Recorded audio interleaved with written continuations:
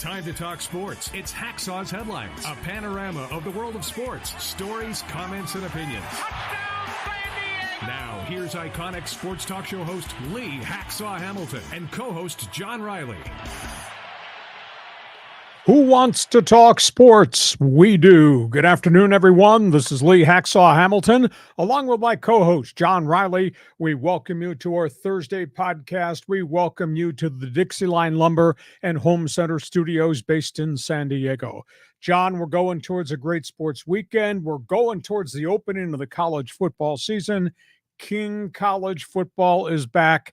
And this may be the strangest, wildest college football season we've had. That'll be a topic on the table through this entire Thursday podcast. How are you? I'm doing good, and it's great. It's college football season. But yeah, the whole market is volatile. There's so many changes going on. But we're going to do a deep dive, talk about some of the big teams in the country. Yeah. Our podcasts, our Thursday podcast, the Monday bonus podcast, brought to you by Dixieline Lumber and Home Center Stores. Fix it, build it, and enjoy it. And John, before we launch into topic one, and we're going to go a lot of different directions around the country, a lot of different storylines, just want you to remind everybody about what happens at the end of this show, our fans forum, and how we want college fans to jump and get involved. Okay, so yeah, it's your chance to get involved in the podcast in the fans forum segment.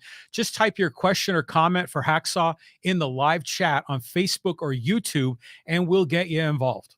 And a reminder, want you to subscribe. We put a ton of stuff virtually every day of the week on our YouTube channel. So if you subscribe, you'll get notification when there's something new and unique. And there's a lot of new and unique stuff that shows up on our YouTube channel. So subscribe. And we want you to share. Want you to email, text, tell all your friends about all the things that we're doing with our podcast. And by the way, that address right across the top of the screen, LeeHacksawHamilton.com. That's my website. It's all written. If you like all the stuff we did on Sports Talk Radio, I guarantee you won't find this anywhere else. You'll get the best 15 minutes in sports. You'll get Hacksaw's Headlines, my one man's opinion column. You get the chance to take part in the Hacksaw mini polls. So check the website either late at night or the first thing in the morning, because there's tons of new information. Are you ready? Are you ready? Okay, here we go. Let's get started, Lee. College football, great slug line there. This 2023 season, I think, John, marks the end of the era of college football as we've come to know it. We're talking about the breakup of the Pac-12. We're talking about the divorce of USC and UCLA. We're talking about the fallout that led Oregon and Washington and Arizona State and Arizona and Utah to defect to the Big 12. We're talking about Oklahoma and Texas. Last time they'll stand up and look at the stadium and say, see ya, because they're going to the Southeastern Conference, taking their talent, their money, and their ego to a new conference, which obviously changes the complexities of the Big 12. You know, the most saddest thing to me about what we're going to start to experience effective on Saturday with the first full weekend on the schedule? College football, John, was built on rivalries, and they're saying goodbye to all those rivalries. Do you know that Oklahoma State have met 117 times? Mm-hmm. This will be the final year the Sooners and the Cowboys are going to play football. Bedlam. Baylor, Texas have been meeting since 1915. There won't be any more Longhorns Bears games. Civil War, we talked about Oregon State, that goes back to the 1920s. That series is probably going to evaporate. Same thing in the Apple Cup, Washington State. Now, I grant you, USC, UCLA are going to play each other every year as they've continued, sometimes in the Rose Bowl, sometimes it'll be the LA Coliseum, but they don't think that that game is going to be played at the end of the season when historically it had so many implications. Mm-hmm. That rivalry is going to have a different look. And by the way, you're a big-time college football junkie. Yeah.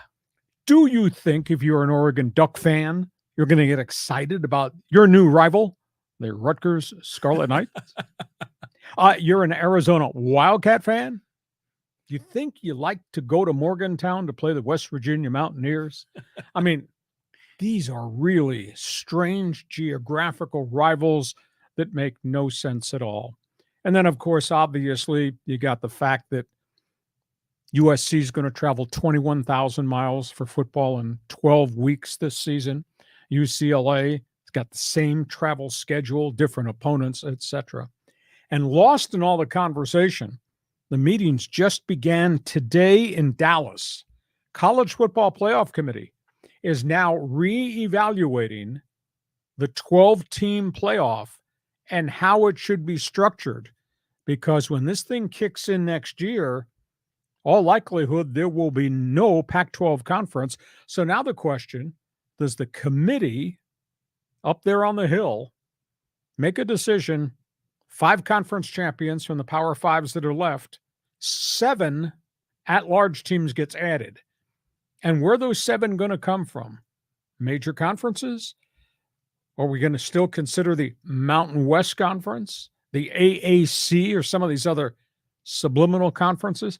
So it looks like the makeup of the 12-team playoff, and they're discussing it today and Friday. I don't know that they're going to vote on it, but they're looking at different ideas and a different structure. So I think the college football playoffs are going to have a kind of a different thing. So like I said, John, end of an era, at least my perspective. Yours? I'm concerned because I know that when they restructure the playoff system, my hunch is that the group of 5 schools are going to get further pushed to the side. It's going to be a bigger difference between the haves and have-nots. I mean, we see that even in the March Madness tournament where, they'll pick a 8th place Big Ten team rather than a 2nd place Mountain West team. But going back to all those natural rivalries, wouldn't you think they would still want to maintain those, but maybe schedule them as non-conference games in the early part of the season? But there is such bitterness in Oregon and Washington about what has transpired. And those games historically, John, were the last games of the season. You played it in rain, you played it in snow, you played it in mud, you played it when one team was unbeaten and the other guy was winless. You had upsets upon upsets, Apple Cups, Civil War. It's just going to have a very different feel. And Oregon State and Washington State are so incensed at what Oregon and Washington did to the conference, not just their rivalry between Pullman and Seattle, Corvallis and Eugene. They may not want to play these guys anymore. And there is some conversation, it's a little bit off track, that Oregon State and Washington State just may merge and ask the conference, or what they wind up, merge and have Oregon State play Washington State yearly, regardless of where they wind up in a conference. And if the game's in Seattle, it'd be called the Apple Cup. And if the game is in Corvallis, it'd be called the Civil War. So the last 2 standing in the Northwest may link up and just turn their back on the Oregon Ducks and the Washington Huskies. That'd be sad. It'd be terrible. But this is the end result of the greed that existed. Show me the money. Yeah. Show me the money. I mean, that's what this is all about, right? Everyone's chasing a dollar. But yeah, it is discouraging. I mean, because the regional aspect of college sports is breaking down. But, you might be able to say you can rationalize it for football, but it's really hard to rationalize for all the other sports. So I don't know. It's a different, you say it's an end of an era. We're going into a different phase of how they're going to structure this. And I believe that those power conferences are going to amass even greater power and keep the little guys or the medium-sized guys out. Okay. If you're a college football fan, we'll invite you to join us Fans Forum. That's one of the questions we're asking. Do you agree with me that starting Saturday, this final year, the way the conferences have been structured won't be the way they're structured going forward? Do you think, join us on Fans Forum, is at the end of an era in college football? Okay, from there, we're going to go conference by conference because we got storylines everywhere. Yeah, Pac-12 or the Pac-2 or what is this? Let's break it down. There are some really interesting quarterbacks. Well, this is the Pac-12's final go-round. The conference that was built in 1915, started in the Pacific Northwest, moved down the coast, etc. I think it's the year of the quarterbacks. This is a phenomenal year of guys who have arrived on Pac-12 campuses and are going to play really well. USC's got the Heisman Trophy winner in Caleb Williams. The kid is dynamic, probably going to be the first pick in the draft if he elects to come out. I think he will. He's got an unbelievably gifted big freshman, Zach Branch, who's his primary target, who had 232 all-purpose yards last weekend. They are strong and deep at running back. They dove into the transfer portal again. Trojans are good, except on defense. I cannot understand how Alex Grinch can continue to be the defensive coordinator on Lincoln Riley's team when you consider how horrible they were last year and how bad they've been when they were together at Oklahoma, and even prior to that, when Grinch was at Washington State. So they got the great quarterback. I don't think they have a great defense. I still think USC wins. UCLA, Chip Kelly, great history of developing, molding, and delivering quarterbacks. Life after Dorian Thompson Robinson begins. He was a 5-year starter for UCLA. 5, wow. He grew into the position, dynamic last year. The kid is the backup quarterback to the Cleveland Browns now. Nice. He walked into camp and did well. But there is no DTR at quarterback. There is no power running back in Zach Charbonnet, 1,100 yards last season. He's gone. A little bit fascinating because they recruited maybe the quarterback of the year on the West Coast, Dante Moore. I thought he was going to get the job, but he's really raw. But they're going to go with a journeyman quarterback, at least to start. Though Chip Kelly has said Dante Moore, and there's a quarterback that transferred in from Kent State. They're going to rotate with Garbers, who will be the first game starter against Coastal Carolina. You know, Chip had really bad years. At one point, I think he was 13-25, and people were calling for his head. Mm-hmm. Myself included. And they went 17-8 the last 2 years because of DTR. So we'll see how fast Kelly can get Dante Moore up and running, because everybody I've spoken to around the conference thinks this kid is the next great one coming down the turnpike. Great one, Pacific Northwest. He does everything. Bonix turned down the chance to go to the NFL to come back and play for the Ducks again. He makes everything happen. Runs, throws, leads. He's not going to throw for 3,800 yards, but I'll tell you what, he's so efficient at getting the ball down the field and moving the pocket and running. Bo Nix, a really good player. He's going to compete for the Heisman Trophy too. He's at Oregon. The dark horse is going to be Michaelpenix at Washington. Now, he's a transfer from Indiana. He walked in there last year, first year, with Kalen DeBoer as the new coach. And Michaelpenix threw for 357 yards a game. Mm-hmm. And they just threw the hell out of the ball at Husky Stadium. He's back as a second-year starter, his final year at Washington, left-handed thrower, really dynamic kid. Other quarterbacks, Utah, although he's a little bit banged up, Cam Rising suffered a knee injury in the bowl game last year and seemed to have trouble during camp. I don't think he's going to play the first, maybe not even the second week for the Utes, but if healthy, he just wins. That's all he does. He doesn't impose on you physically.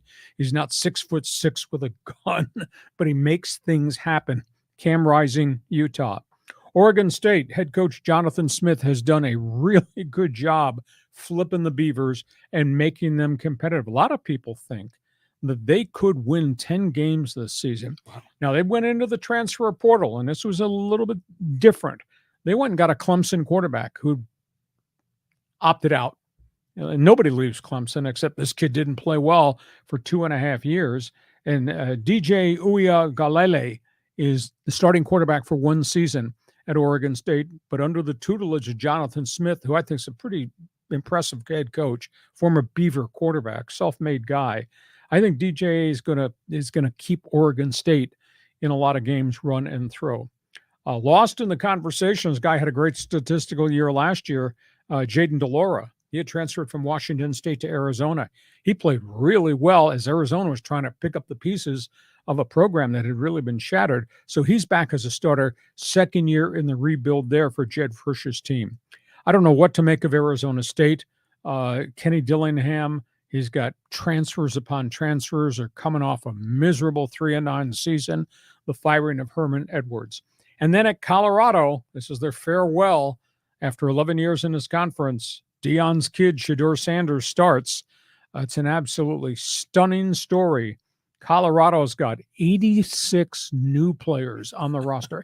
86. There's only 10 scholarship players that are left that were there last year in Boulder. They got 53 transfers through the portal of the 86 new kids. And Deion Sanders' son, Shador, who had a really great couple of years at Jackson State, is the starter as Colorado opens. And they're going to play at TCU in Fort Worth, first game of the season. So, like I say, this looks to me to be the year of the quarterback in the Pac-12. Your thoughts? Yeah, this is going to be great. I mean, first of all, it's the last year of the Pac-12. It's kind of emotional, but you're right. There are a lot of really talented teams here. I mean, I saw Michael Penix play when he was at Indiana, and he was incredible. I mean, he was so dynamic. He could run, he could throw, but he always got hurt, so I'm wondering if he's going to be able to keep it together. But look at Colorado. That's what we want to see is Coach Prime. I mean, I'm all in on Coach Prime. I'm hopeful that they're going to exceed expectations, because that could be that could change the way we perceive college football if Coach Prime is on the stage.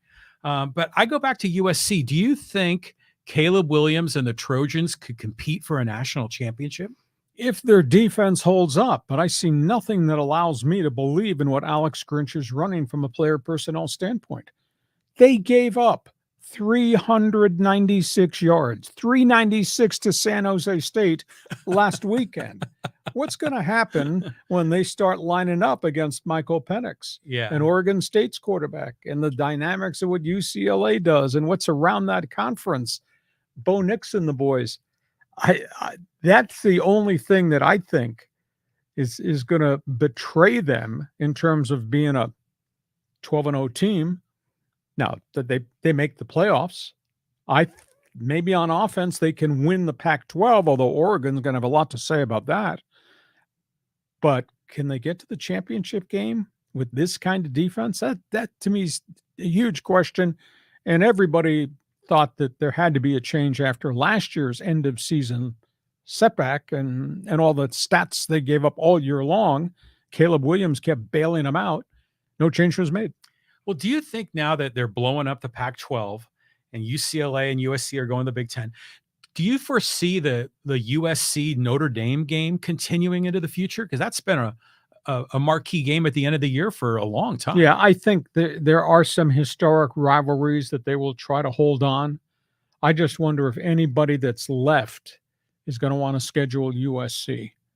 I mean, they're going to have, obviously, USC is going to have the Big Ten conference, but there are non-conference games.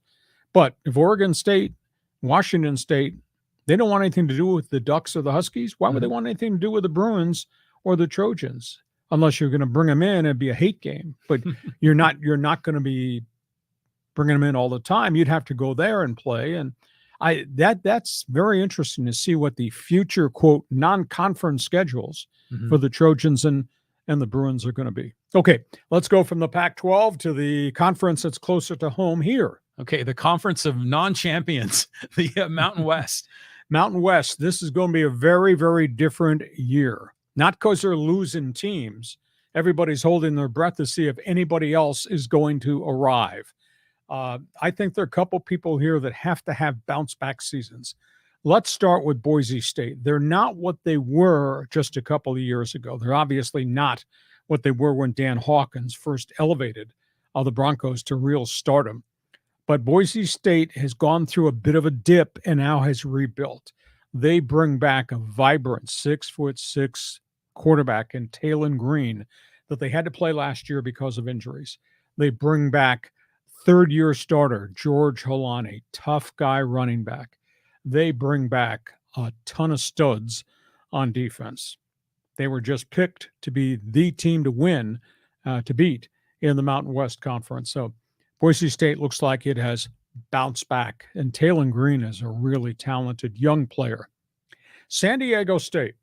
Bradyhoke has built his reputation as a college coach on building defensive lines and offensive lines. I sure hope he has some of those cards in his pocket, because he really needs those segments of that roster to grow back and be what they used to be at SDSU if they're going to be good. Jalen Maiden, I'm confident that he linked with the new coordinator, Ryan Lindley. They're going to make a bunch of dynamic things happen. They scuffled and struggled early against Ohio last weekend. Then they got it kicked in gear. And what we saw from the second half on, that looks like the potential of what the Lindley playbook and Jalen Maiden making the passes is going to look like. I think San Diego State is going to grow through this. And by the way, they get Boise State here. Nice. What a huge game that's going to be. Nobody can identify and nobody can talk with Air Force except Troy Calhoun. What a rebuild job he has done there. That is such a different culture in Colorado Springs. He's looking for a new quarterback because Hasik Daniels has left after 2 very good years of running the wishbone and the option. They got a load of running backs. He's got 8 starters back on defense. Air Force just makes it hard for you to play your game because you have to defend their game. And their game, the option, is really tough. Unique in Fresno. Life after Jake Haener, the quarterback. Life after their 1,100-yard running back, Jordan Mims. Both have gone to the NFL. Going to be intrigued to see what they put on the field. However, when Haener was hurt last year for about a third of the season, Tedford, the coach, put this young pup in there, Logan Fife, and he got progressively better and better, is making plays down the field. He's back as now the legitimate starter at Fresno State. Speaking of jobs well done, nobody knows this guy. You think about what San Jose State used to be, really downtrodden. Brent Brennan has done a phenomenal job, and he's kind of done it through the transfer portal. San Jose State plays really hard, as witnessed by how hard they hung in there and slugged with USC and what they did last season. He's got a 4th-year starting quarterback, a transfer from Hawaii, Chev Cordero, who throws it, moves the pocket, runs it. Guy kind of does everything. You got a really good running back in Kyrie Robinson. So San Jose may not be, from a talent standpoint, equal to Boise, may not have, quote, the athletes that San Diego State has, but what Brent Brennan has done last 2 years, pretty impressive. I keep waiting to see if things are going to flip in Fort Collins. Colorado State's Jay Norville is a guy who has built programs. It took him a year or two. Last year was his first year at CSU. They weren't very good. He did the same thing at Nevada. They weren't real good real early, and all of a sudden they got quarterbacks that throw the football. Can Colorado State take the step forward? He's got the son of former NFL quarterback, former Washington Husky, Hugh Millen. His son is there, Clay Millen. He played a lot last season. He took a beating. They didn't have a really great season, but he put up some pretty good numbers. They got to fix the offensive line, though, in front of him at Colorado State. I don't know what to make of UNLV. They've gone through coach after coach after coach, and they hired from all different places, and they tried the transfer portal. They tried to with high school kids. Nothing seemed to work. New coach. This guy brings credentials. Barry Odom, former head coach Missouri, former head coach Arkansas. So we'll see if he, because of his track record, reputation, and the transfer portal, he can bring a volume of kids in to play at Vegas and have some success at Vegas. But to me, Las Vegas is such a weird town to have a college football program in, and I don't know what the linkage is, town gown, I don't know. But he does have Doug Brumfield back as the quarterback. He played really well first half of the season, then got hurt, came back at the end of the season and did some things. So Barry Odom's got quite a reputation. So we'll see what happens there. Utah State, Nevada, New Mexico, Hawaii, talent deficiency problems virtually everywhere. Wyoming's got a really good coach in Craig Bowl. They don't get the superstar athlete, but they do 2 things. They run the damn ball, and they play really hard defense. And they play at Laramie, 7,000 feet. I've done games in Laramie. Laramie's tough in September, October. Laramie's tougher November when it's snowing and really cold. It gets cold there faster than any place on the earth, I know. Wyoming will probably upset some people along the way, but they like the U-Tags at Logan, Utah, and the Wolfpack and Nevada, Reno, and what's going on in Albuquerque and the Rainbow Warriors. Just they don't have manpower to the kind of numbers you need. So that's a look at the Mountain West Conference. Bounce back season, Boise State, I think they will Can San Diego State bounce back? Your response? This is going to be an interesting year. I mean, obviously, I'm a San Diego guy, so I'm rooting for the Aztecs. In fact, I'm going to the game on Saturday, my first time at Snapdragon. But, it's interesting what bradyhoke's doing here because, like you said, you're not sure about these lines, these offensive and defensive lines, and if they're going to be able to keep it together. Jalen Maiden, he shows you something. He kind of pulls a rabbit out of his hat every once in a while. So they're going to be a fun team to follow. Air Force is a team I wanted to explore with you more deeply because it's interesting to me, the Air Force, they have a unique football offense with the wishbone, and they have that unique offense with their basketball team too. And I've often wondered if they've created that strategy as a way to overcome the fact that they can't recruit really big guys because they can't fit into fighter jets. I mean, what's your thoughts on that? Well, I think that's a piece of the equation. And obviously football at the academies, whether that is in Colorado Springs, at West Point, or at Annapolis, they all run some offshoot of the veer or the wishbone or the option because they can't stand in the trenches and slug. Mm. And when you have only a week or 4 days to prepare for what they're doing, it's really hard. And then if you have to go play at Colorado Springs, thin air and all that, and you're on the field the whole afternoon because you can't get off the field because you can't stop what they're running, that's a bad combination to be the other guy, the opponent coming in. Troy Calhoun's done a really good job. John, they are very unique people. I don't know if you've ever been to a game at Martin Stadium. No. It is such a cool place. The academies, the salute. Bradyhoke and Rocky Long started something. After the Aztecs games at Air Force, all the Air Force players go to the corner of the stadium and they salute all the cadets. Mm-hmm. San Diego State's players go to the end of the stadium with them and they nice. sing the alma mater. I mean, it's really, really a Cool. classy thing. So yeah, as long as Troy Calhoun can keep his quarterback on the field and not get him hurt, but they have like 8 different running backs. Every time you look up, there's somebody else running off the wishbone, and they just put up staggering run numbers. And if occasionally, like with Daniels last year, they get a quarterback that can also throw it down the field, holy cow, then they're really, really dangerous. So it's just a fascinating place to visit. And I love walking around that post. I think that's what they call it, to see them. So Mountain West. Okay. College football fans, before we get to halftime, college football fans, if you're a Pac-12 fan, is this going to be a different feel for you? You agree with what's happened to everybody in the Pac-12, or are you really steamed at what USC or UCLA did, or did Oregon and Washington cause the death of this conference?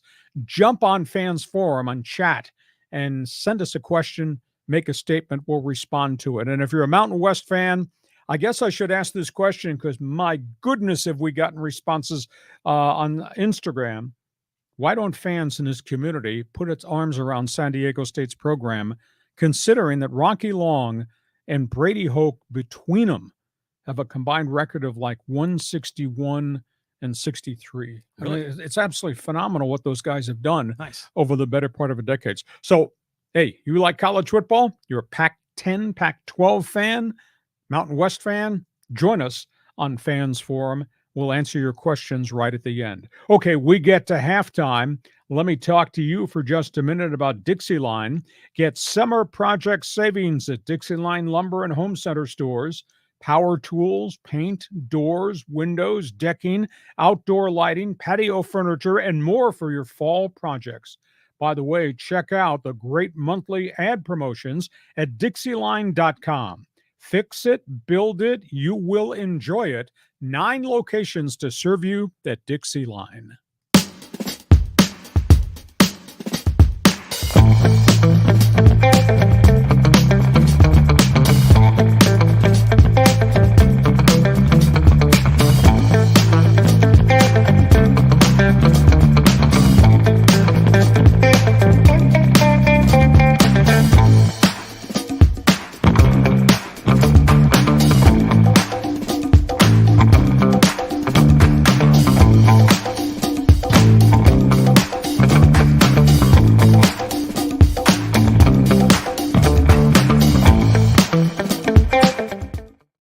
And our Thursday podcast continues. John, before we jump back into the second half and talk about what's going on around the nation in college football this first full weekend, just remind everybody who might be joining us on live stream about our fans forum, how it works, and also how people can subscribe so they'll get the alerts, the bells, the whistles, the gongs, the minute we post something on our YouTube channel, because we do that almost 7 days a week now. Yeah, it's definitely 7 days a week. Hey, if you want to get involved in Fans Forum, type your question, your comment in the live chat on Facebook or YouTube. We already got a bunch of guys already involved here, so you can participate. You can co-host here with Hacksaw. Be sure also, we got a nice live stream audience, so you can always give us a thumbs up, the heart, whatever it is. That helps kind of get the podcast more views in social media. It's good for the algorithm. And be sure to subscribe wherever you get your podcasts. We're on all the audio-only podcast platforms. And you subscribe on YouTube, click on that bell, and then you will get those updates every day. And because we don't have any friends, give us a 5-star rating. That will help our podcast a great deal. And by the way, you like sports. I know you like sports. Check my website, leehacksawhamilton.com. It's all written. I write on it every day. A lot of different information. Guarantee you won't find this anywhere else, regardless of what your favorite sport is. We move to the second half here. John, let's talk about what's going on around the nation. Yeah, these are the big-time teams. We're looking forward to breaking this one down. Okay, we're talking about the top teams in the nation, and I asked this question: are the polls correct? These are the top teams that are ranked for a wide variety of reasons. A chunk of it's got to do with their heritage. Georgia, number 1 again.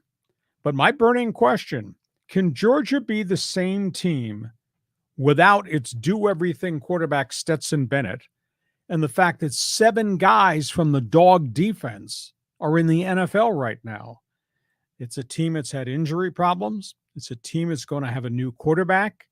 It's a team that's got to replace a lot of people on the defensive side of the football. So the burning question: is Georgia really the number 1 team in the country, and will they be as dominant as they were under Stetson Bennett? Alabama, we know their history, we know their heritage, but there is no Bryce Young at quarterback now after a couple of really glorious years. Is that a problem? Well, Nick Saban doesn't think it's a problem because they always develop players, and he's got a new quarterback. Somehow, some way, he got him from Notre Dame, the San Diegan kid, Tyler Buckner. So he is the starting quarterback for the Crimson Tide. They also have to replace a couple of their running backs along the way. And they've had an inordinate number of offensive line injuries in the last couple of years. I guess the burning question: is Alabama now what Alabama used to be? Because it sure doesn't seem that way, kind of because of the guy at Georgia, Kirby Smart. Ohio State. There is no C.J. Stroud, but there are running backs, and they got a great wide receiver in Marvin Harrison Jr. He might be a Heisman Trophy candidate at wideout.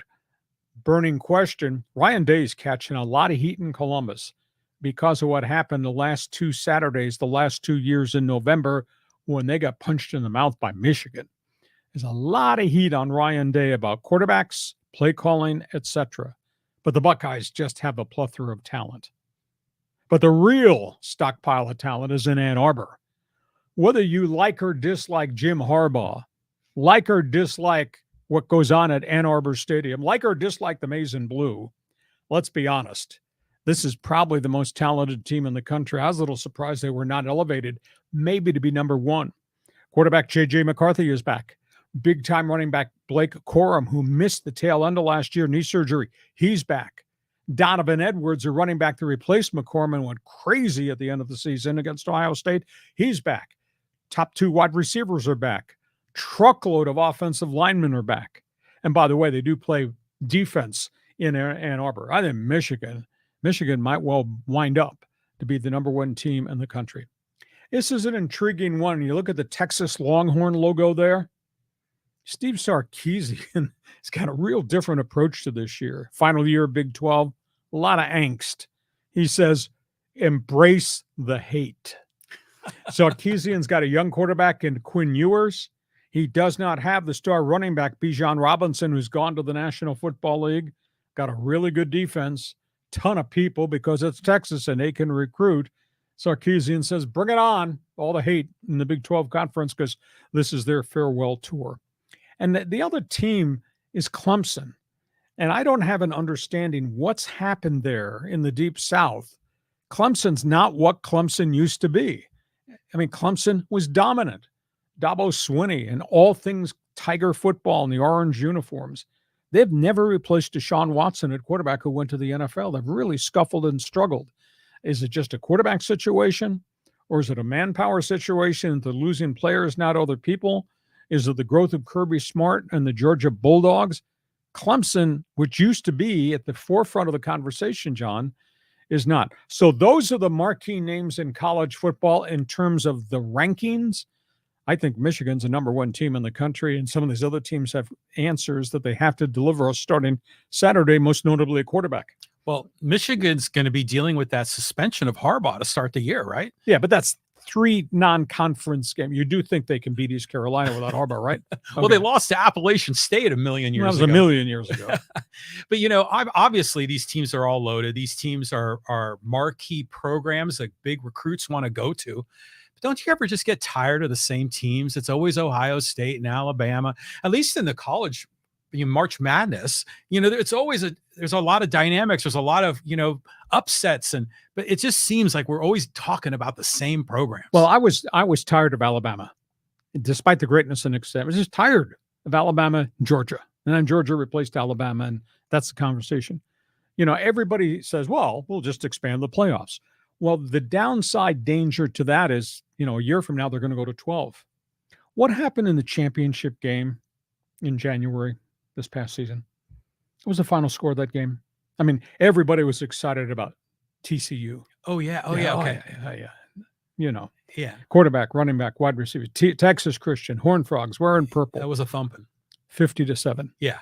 So that's the problem, that you have the haves, all those right there, and you have a lot of have-nots, wannabes. Mm-hmm. If they ever had a good season and got there, would it turn out to be 50-7? So it's a burning question. But I kind of agree with you. Alabama again, and now it's Georgia again. Right. But the top teams are the top teams. As cool as the idea of a 12-team playoff is, I think there's a lot of blowouts coming when we get to who's going to match up against Georgia, who's going to play Michigan. You know, the big boys against everybody else. And I don't think everybody else that's in a 12-team playoff has any chance. It's very different than March Madness, where you can have Coastal Carolina or George Mason University step up and have a unique team because it's only a 5-man team and they can shoot threes, and threes are the great equalizers in college basketball and all that. And it's not that way in college football because that's 22 guys across both sides of the football. And you think you got 22 guys at Morehead State that can stand up to these guys? Morehead State. Well, I like the idea of expanding the playoffs because, you know, it always seemed like the system was rigged for these guys, you know, that you only pick the top 4. Remember, it used to be the top 2. It was only in it. So I like that they're opening up. Are we going to have some blowouts? Sure. But, you know, we might have some surprises, and I think that's okay.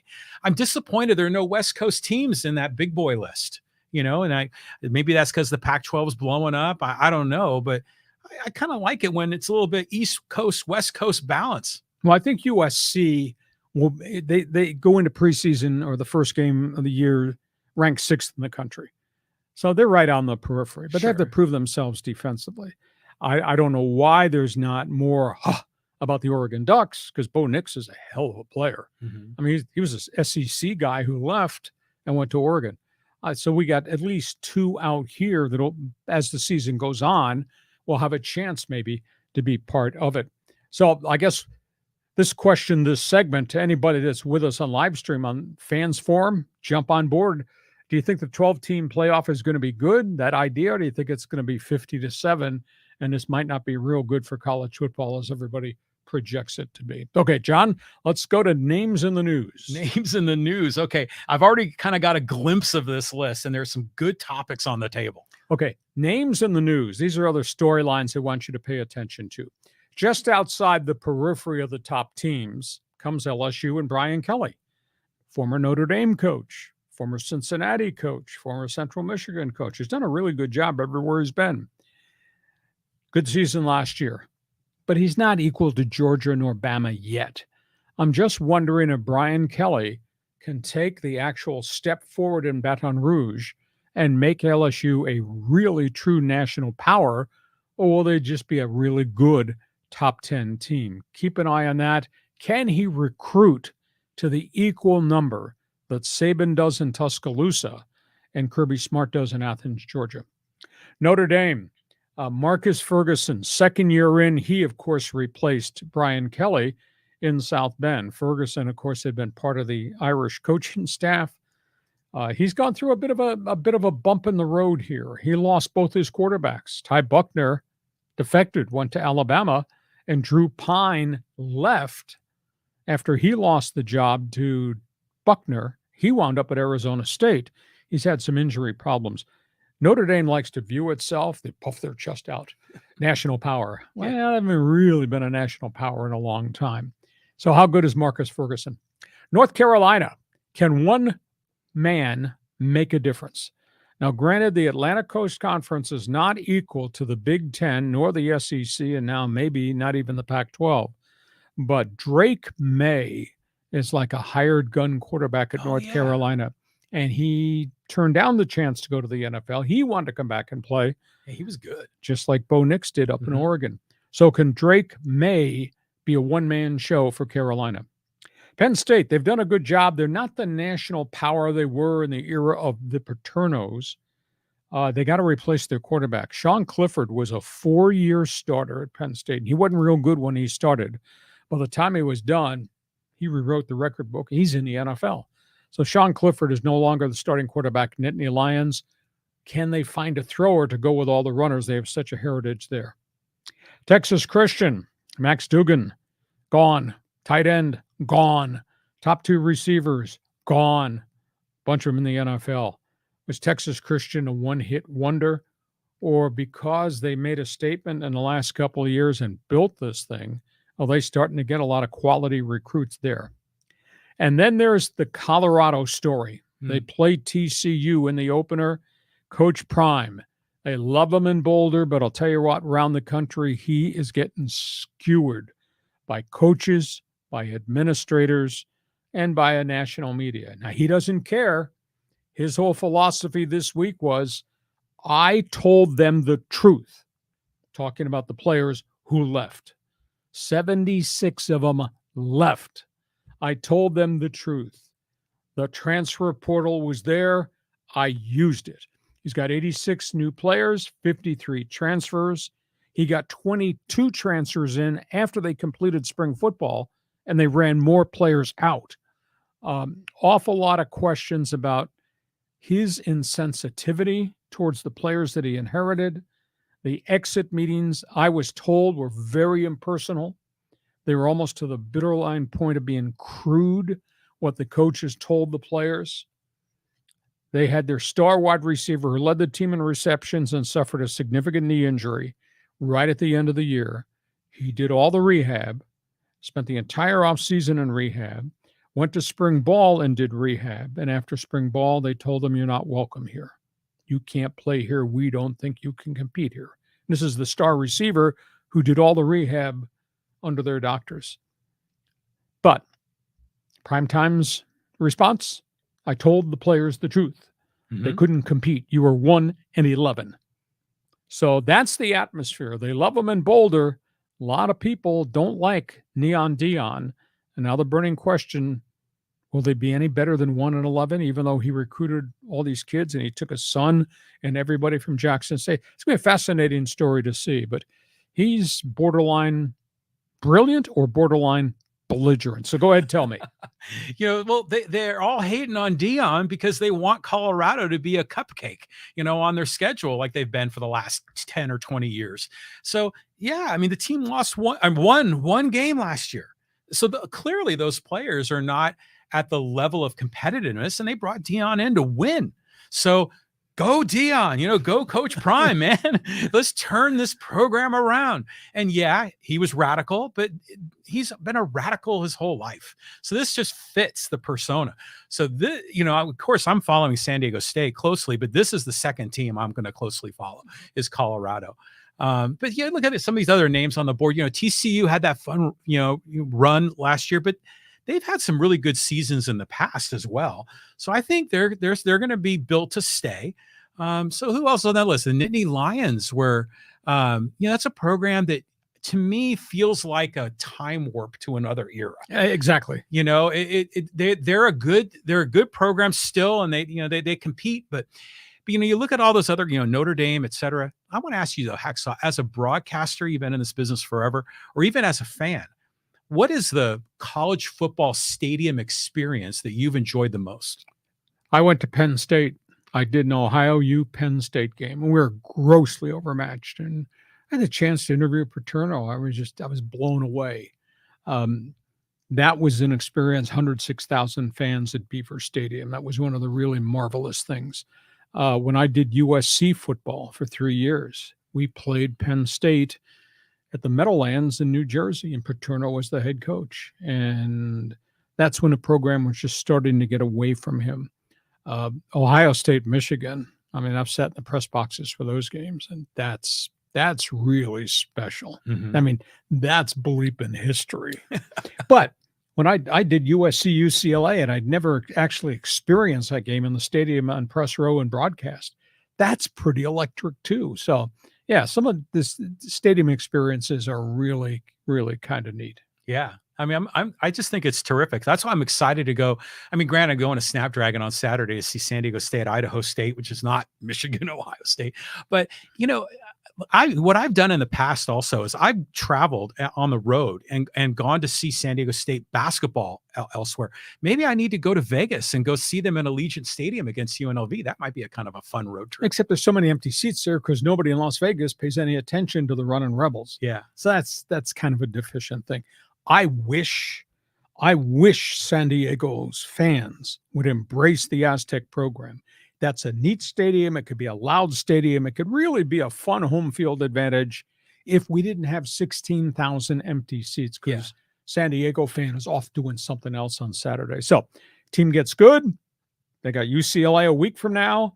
And then beyond that, they got Boise in here. They got Fresno in here. They got Nevada in here. They're going to play a role as to if they can win it or something. They're going to play a role as to who eventually winds up winning. That Boise State, San Diego State game is going to be a doozy. If the Aztecs are what I think the Aztecs could be, because I know what I think Boise is right now.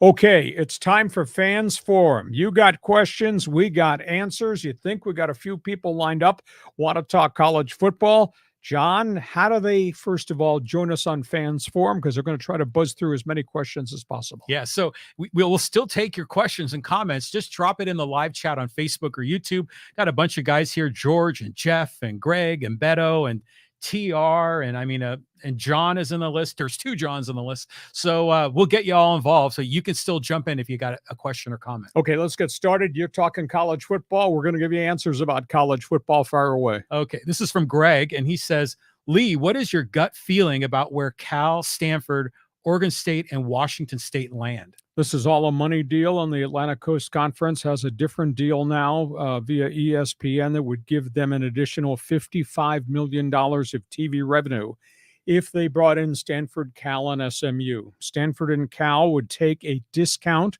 from the normal TV rights if they join the ACC. SMU is not going to share any money for the first 5 years. They would take the $55 million extra and spread it to the other ACC teams based on if you got to a bowl game, if you got to a national championship game, you get some bonus money. That's where it is right now. I think it makes no sense at all to have Stanford go play Wake Forest or Cal play NC State. It's just a really bad fit. Closer to home, if Cal and Stanford vacate, Oregon State, Washington State would be a great addition to the Mountain West. It'd make this a really good college football conference because we got good schools here already, and now you're adding the Beavers, you're adding Washington State. But that being said, that means that Oregon State, Washington State emotionally have to accept the fact they're stepping down from the PAC to the Mountain West. They're going to take a significant decrease in TV money. And can they do that? Because they've got 18 other college programs they still have to fund, and they won't be getting anywhere near the TV contract. Greg, it's a great question. It's a sad question to have to discuss. If Cal and Stanford could stay linked to Oregon State and Washington State, and if they could convince 4 of the Mountain West teams to buy their way out and then join them, then you'd have some form of a PAC-8 or a PAC-10. But I don't ever think we'll see a conference on the West Coast like we had since 1915 that was ruined. Well, yeah, it's weird thinking of Stanford and Cal playing in the ACC. That's bizarre. But it seems to me that, these 4 remaining schools, they have one thing that a lot of other people don't have, and they're a Power 5 conference.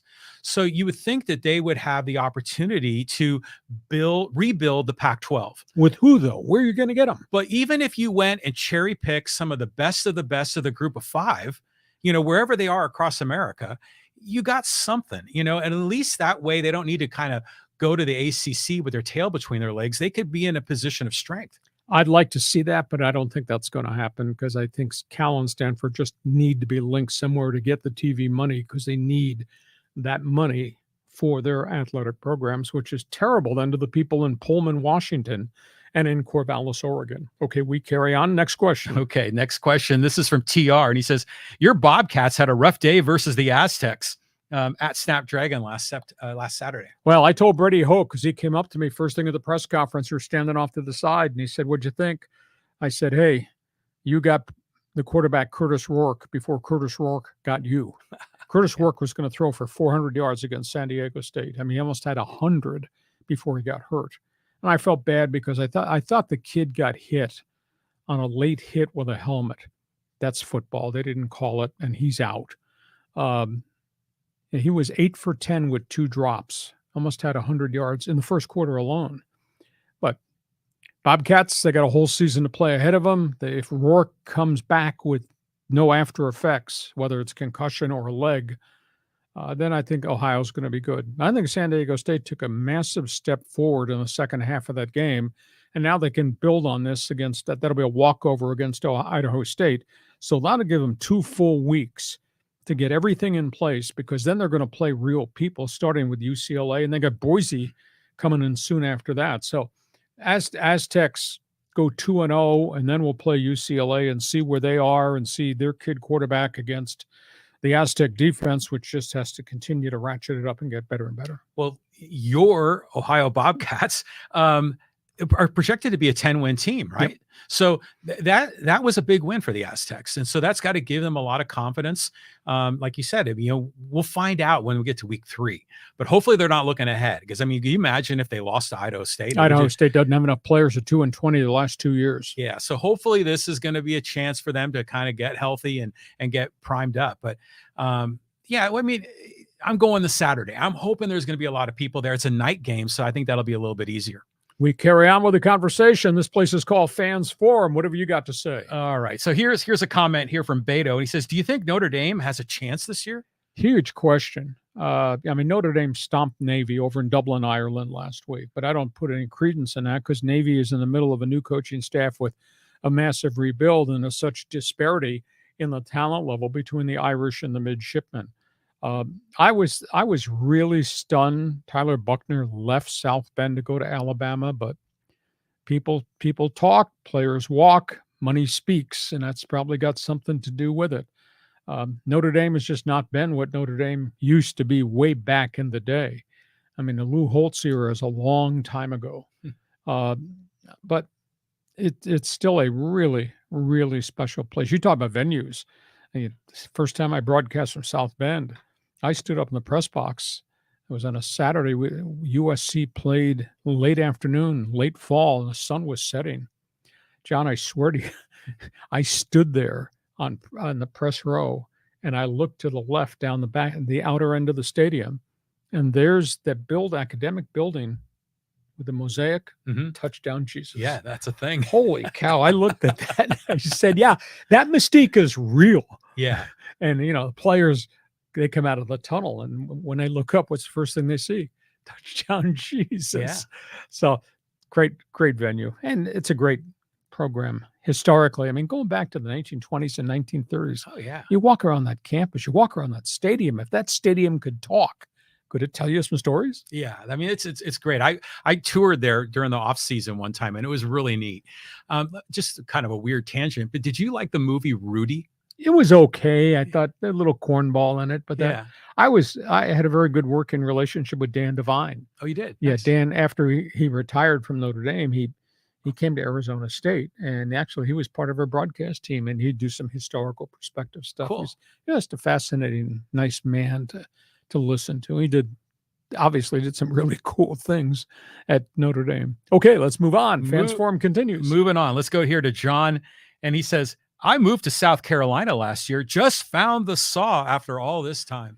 Well, South Carolina Clemson's pretty doggone good. Now, South Carolina's Gamecocks have not been what the Clemson Tigers have been. That's a pretty fierce rivalry. It'd be neat to see South Carolina be able to, quote, get back to where they used to be. Of course, Clemson, I don't think Clemson's the same program now, but, you talk about history and legacy, and Clemson got really good. And Clemson beat the daylights out of South Carolina. But South Carolina historically has had the ability to come back. I don't think they get the same level of recruits. I think South Carolina has to, quote, coach them up. But that's pretty doggone good rivalry. And what makes college football? Rivalries. Rivalries, yeah. So yeah, friends of ours, their daughter went to Clemson, and they went back there with her, and they went to the football games, and they were talking about what an amazing event it is. Oh, it's and they come running down a hill before they go into the touch stadium. the rock. Yeah, so it's just all of that stuff, the ceremonial things, the historical things make college football so much different than the NFL. But, speaking here about John, he's in South Carolina rediscovering you. You wouldn't believe the amount of people on social media that have rediscovered you because of this podcast, and they're thrilled. Podcast, Instagram, we are everywhere. You can't believe, people, the numbers of people that are subscribing to what we're doing on this podcast, the number of, quote, views. We do the 50-second commentary that we post on Instagram. We got 40,000 views in 2 days. It's just absolutely stunning. Stunning. Yeah, it's unbelievable. So, people love you, Hacksaw. On we go. On we go. This is a different John. He says, for all the folks changing conferences, be careful what you ask for. What has Nebraska won since they left the Big 12? Or Texas A&M? What have Rutgers and Maryland won in the Big 10? Well, I concur. And, it's interesting, John. There's a side story here because we've talked about this a couple weeks ago. I believe what I've been told by other college people, that when these 5-year contracts, the mega TV contracts that are out there right now, when these contracts expire, the networks are going to come back to the universities and the conferences and saying, we're not paying you $50 million so you can give it to Rutgers or to Vanderbilt, etc. We want you to form a super conference, and we'll pour our money into a 20 or 25 team super conference. And then we'll give you some other money you can distribute to your non-winning programs. Yeah. I think we call it a Champions League. I think this is eventually, I bet 5 years from now, if John is still talking to me, we may have another rebuilding, restructuring of college football in which the elite football programs are in their own conference and they're going to get all the paydays. Because I just don't think that these conferences want to pay $50 million a year to Oregon State and Washington State, and the bottom feeders, all these other conferences around the league. Well, imagine if they did that. I mean, we were just talking about how I'm tired of seeing Alabama and Ohio State, and and if they went to that super conference, those guys would get more money and they'd have more control, and all the have-nots would be further down the list. So I don't know, but this is an interesting question. I mean, like Texas A&M as an example, they had a nice little run there in the SEC with Johnny Manziel. They did, but it has not continued. Right. And, these guys that have jumped conferences, Nebraska, Big Ten. Yeah. Why? What have they accomplished? Last I heard, they kept firing coaches. Mm-hmm. So, I mean, it's the exact same thing. There's some people out there in these other conferences just make no bloody sense. Boston College, Atlantic Coast Conference. Yeah, really? BC equal to North Carolina in basketball? Is BC equal to anybody in football? in the ACC. I mean, it depends if Doug Flutie's playing. Yeah, it's just absurd. Okay, move on. Okay, here's another one from here from TR, and he says, need at least a 16-game playoff, team playoff to give all 130 or so teams a shot at the beginning of the season. What do you think? Yeah, but the problem is, now we're discussing 12, and now you're texting us, emailing us from left field. You want 16. Does that not mean you're going to have a bunch of 50 to 7 games in the playoffs? Is that really good for college football? Again, as John has alluded to, and rightfully so, the haves are up here. There's an awful lot of have-nots down here. And now you're going to say, well, gee, we'll take 16 teams. Well, that means you may have some have-nots that qualify to get in, and then they get beat 63-7. Is that really good for college football? It's very different from March Madness and the ability of a little guy to beat a big guy. But that gives the little guy the opportunity to become a have.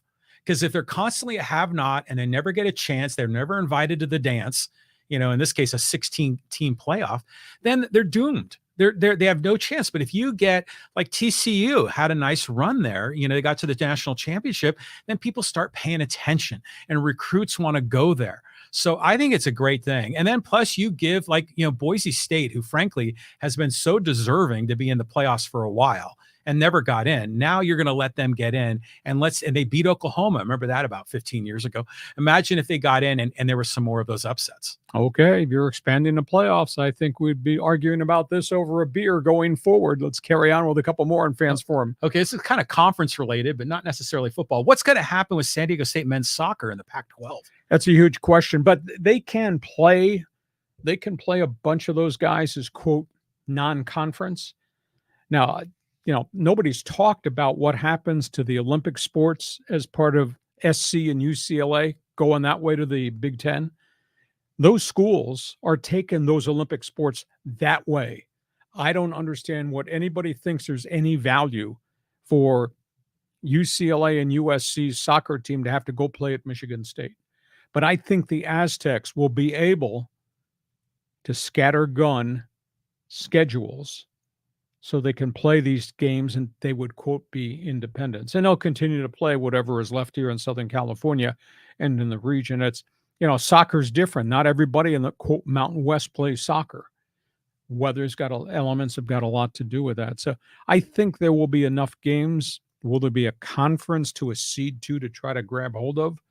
That becomes a big question. But the Washingtons of the world and, San Diego State, Washington have a pretty good soccer rivalry. I've been up there to that Aztec deck to watch soccer. That's kind of a cool experience. The Washingtons of the world who are relocating to other conferences, they're going to need a place to have some of their teams play, quote, non-conference games. So I think the Aztec scheduling probably will be okay. This is one of those factoids that kind of catches you by surprise when you find out that San Diego State soccer is actually in the Pac-12. And it's ironic since San Diego State's been wanting to be in the Pac-12 forever, and at least soccer made it.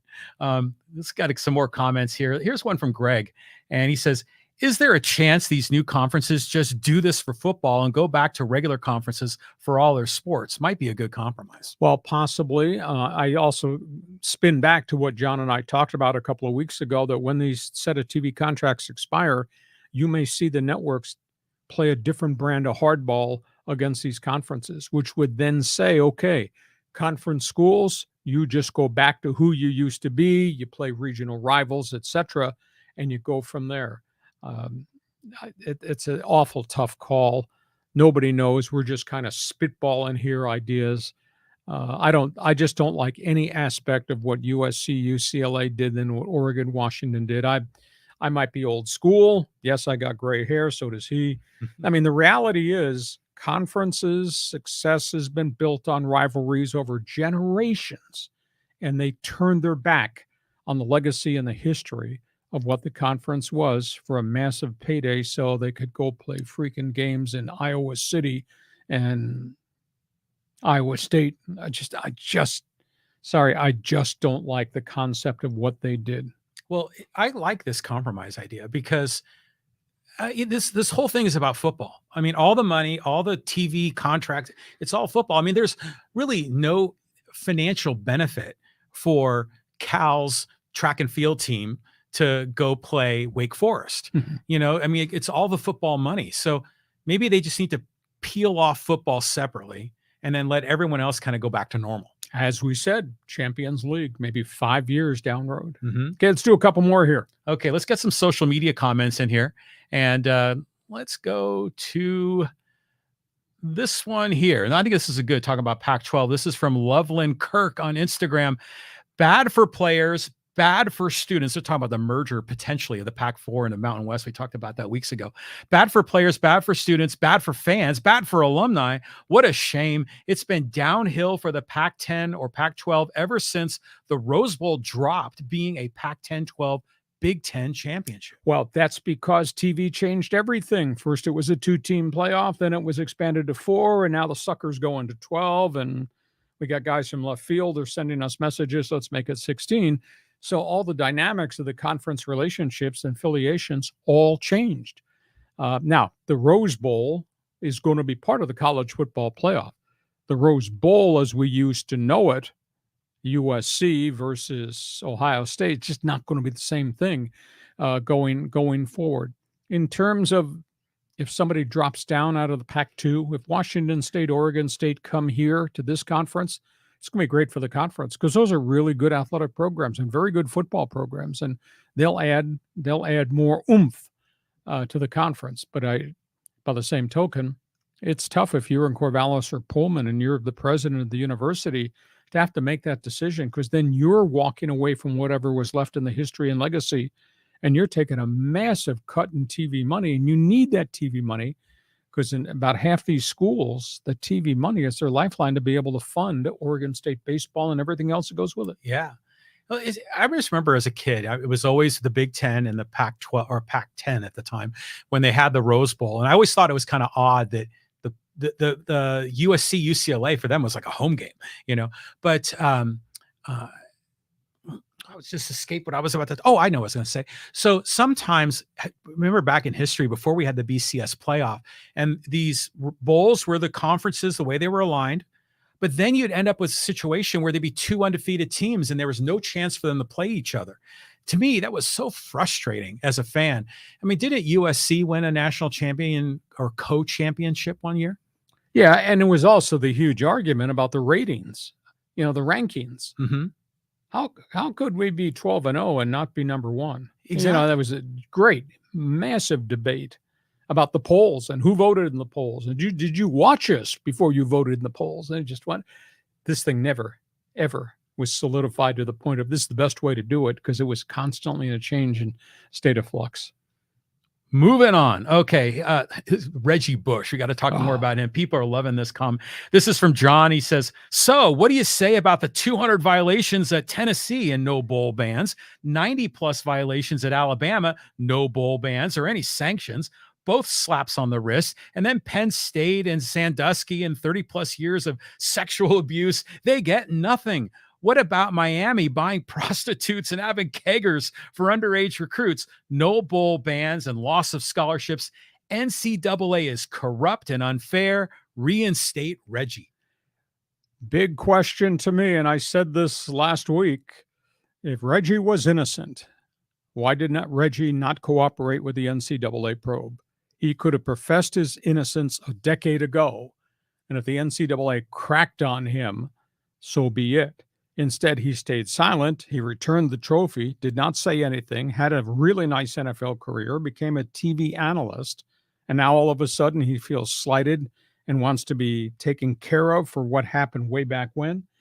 He should have cooperated, and he could have professed his innocence in front of everybody and stood face to face with the NCAA and said, no, I did not do this. But the NCAA also had all this documentation that he did do it, and he did get these benefits, and the family surely got these benefits. So because he's homegrown, I can't stand on his street corner and say this guy got screwed, because I think this guy took some things, and I know his family took a bunch of things. He should have said that. You know, on the flip side is he could have always stood up if he did do it, and he could have apologized to his alma mater, and he could have apologized to the NCAA. But he didn't do any of that. Now he wants to be, quote, taken care of decades after the fact. So I just have a problem. In terms of the NCAA, depending on what decade you're in, their ability to police sports has been off the charts. Sometimes it's here horrible, sometimes it's here heavy-handed.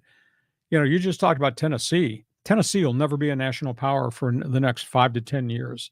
They didn't get a bowl ban, but they took so many scholarships and recruiting visits away. I mean, they tagged Tennessee like they tagged USC. They're just going to be non-competitive. Now, I can't go back 25 years and cite you song and verse about Texas A&M, and all the junk that went on with the big cigars and the boosters and all that. That was a different era. A tough job of police because the NCAA directory is yay thick. The rules are so complicated, etc. So I don't have an answer to any of this, but because of all the problems, the death penalty to SMU and things of that nature, we've now put the academic performance rating plan into place where these guys have to go to class on a track to graduate and must get grades. And a lot of them are still doing it. So it was really tacky in the past. As I said, the letters SEC, Southeastern Conference, really stood for, sure, everyone cheats. And back in the day, Texas A&M, and all those guys, SWC, someone will cheat. Those are good ones. I'll tell you what, though, in social media, it's overwhelming the amount of people that support Reggie Bush on this. Hometown boy, though, right? Well, yeah, but it's all, well, they're probably USC fans too, but there are a lot of people that claim he's innocent. He didn't agree to these agents, but you said he signed the contract, right? I mean, so I don't know what to think about this, but the fans are definitely on Reggie's side. Okay. Everybody's entitled to an opinion. That's why we're doing this podcast. Let's do one more here before we put a lid on our Thursday show. Okay. Let's talk a little bit more about the Aztecs and trying to fill up that stadium, because there's been a lot of comments online about what's the reason. And this is from the Green Dragon. And he says, pricing could be an issue. I am both a Nevada and San Diego State fan. I've seen a disconnect between the economic hardship and what college sports view as their worth. Families won't come if it makes more sense to watch the game on TV, and without people in the stands, you lose the future fan base. Well, I concur with you. When I was the voice of the Aztecs, that was in the Marshall Faulk era, and they were drawing 45 to 50,000 per game.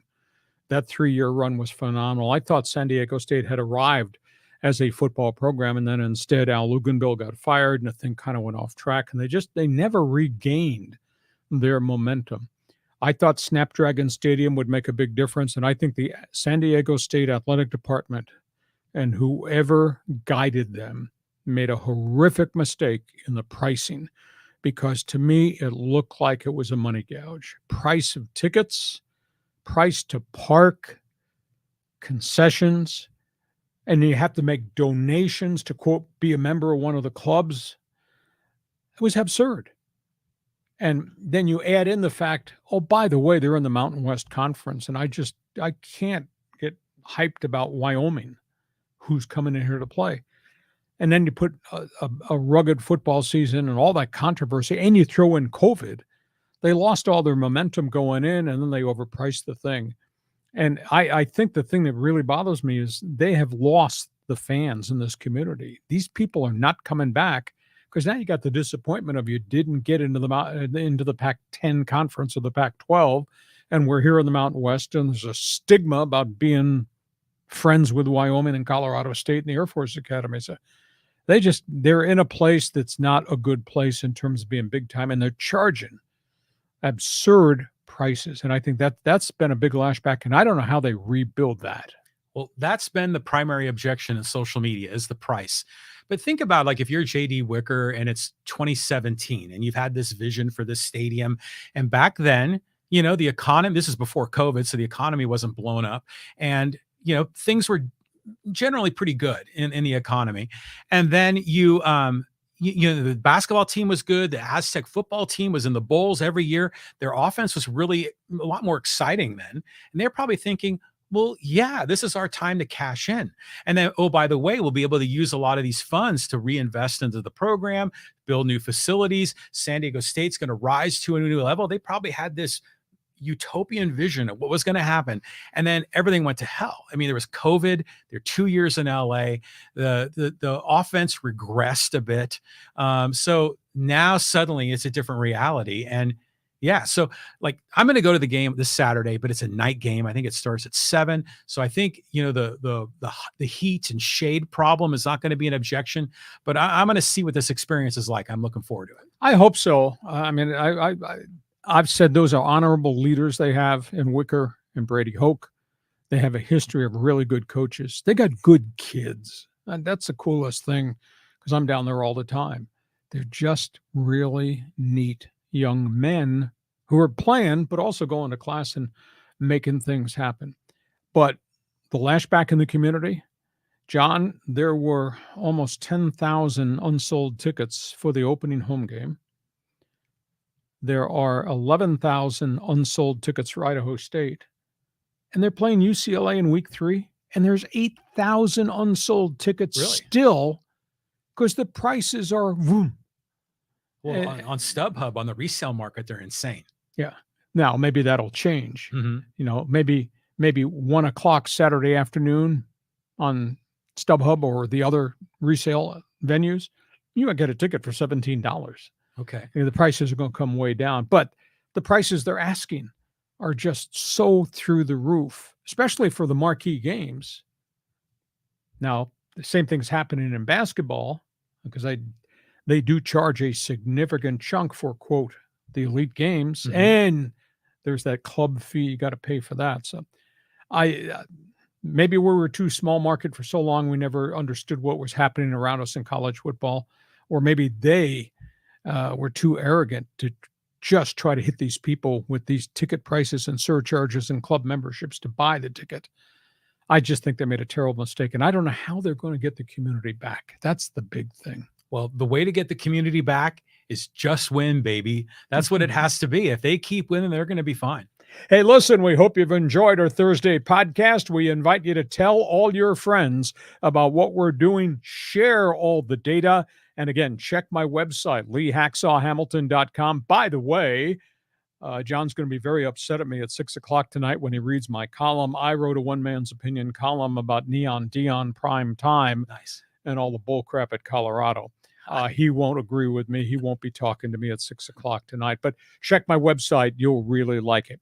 Hope you've enjoyed what we're doing. We spin back in here Monday for our bonus podcast. Next week, NFL preview with the opening of the season. Our podcast brought to you by Dixie Line Lumber and Home Center Stores. 9 locations to serve you. Fix it, build it. You will enjoy it at Dixie Line Lumber. John, have yourself a great sports weekend. I'm looking forward to all the good stuff coming. And for all you across the country joining us on our weekly podcast, thanks for joining us on Hacksaw's Headlines. Join us again for Hacksaw's Headlines on YouTube, Facebook, and Twitter. And find the audio version on your favorite podcast apps. For more content, go to leehacksawhamilton.com.